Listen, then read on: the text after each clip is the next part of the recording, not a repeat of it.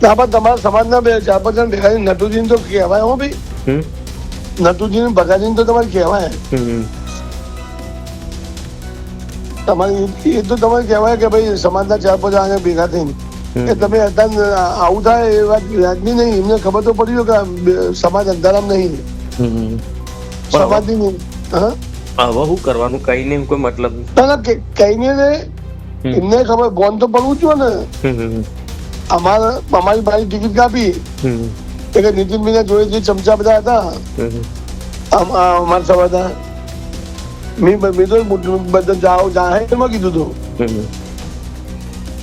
તમે બધા યાદ રાખજો, જે ટાઈમ મારો ટાઈમ આવશે ને એના તમારે હું સમાજના કોઈ આગળ નહીં વાપરું. હું નીતિન પટેલ ને પૂરી તાકાતથી હું ખડાઈ ગઈ અને બતાવ્યું.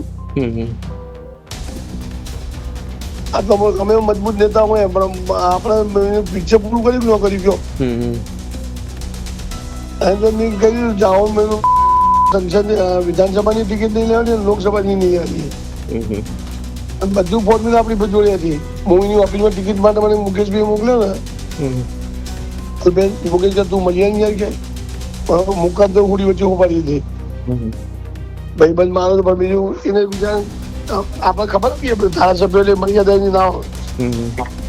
હું તો ગયો ઓફિસમાં, હું મનીયો બે મનીયો ખબર કોણ મનીયો મનુ શહેર પ્રમુખ મનીયો મની અમે બે જણ ગયા ગાડી મૂકી દીધી અપમાન કરી તો મોમ છે અનામત નું મોમ છે તેમ તાર ભાઈ બધા કીધું મારા કીધું.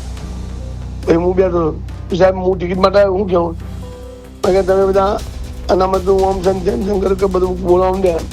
મેં સાહેબ અનામત નું આંદોલન અનિલભાઈ સાહેબ ને તમે બે જણે ઉભું કરી દીધું 10 ધારાસભ્યો વચ્ચે.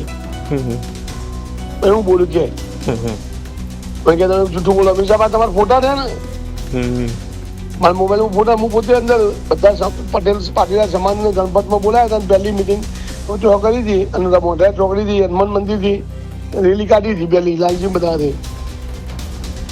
શું બોલું બેટા. અનામત આંદોલન ઉભું કરનાર તમે સૌકારી કરવા નીકળ્યા ભડાકો અને બધા ફોટા બધા બધું હાથે જ ભાઈ આપડે અને આપણી દીકરી એને રાષ્ટ્રીય અધ્યક્ષ સુધી નડી એમને અધ્યક્ષ કશા રાખી જોયું કોઈ જગ્યાએ આમ નામ ગયડા થઈ મળી જાય રાજપાલે નહીં બનાવું. સમજો તમે કોકની કહો તું ખોટું સાબિત તો આપણે જોડે હોય તો બધું પુરવાર કરવું. જેનું નામ ચંદ્રકાંત પટેલ છે, એણે વિના કારણે મારા એની સાથે કોઈ લેવા દેવા નહીં, કોઈ જાતનો સંપર્ક નહીં. એ વ્યક્તિએ મારા વિરુદ્ધ બીજા કોઈ વ્યક્તિ સાથે વાત કરતા અપશબ્દો બોલ્યા.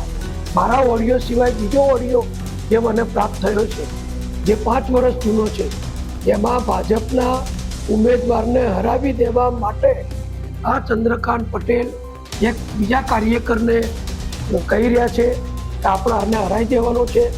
અહીં ચૌધરી ઉમેદવાર આવ્યો છે, ચૌધરી 1500 જ છે, પટેલો 18,000 છે, એટલે આપણે એને હરાવી દેવાનો છે.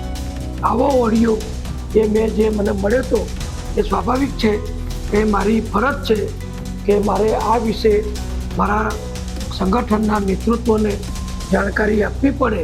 ચંદ્રકાંત પટેલની સામે પક્ષની વિરુદ્ધ કામ કરવા માટે, પક્ષની વિરુદ્ધ કોઈને ઉશ્કેરીને ભાજપના ઉમેદવારને હરાવી દેવા માટેનું કહેવા માટે કડકમાં કડક પગલાં લેવા જોઈએ. અમારી તમામ માહિતીથી અપડેટ રહેવા માટે જોડાયેલા રહો S9 ન્યૂઝ સાથે.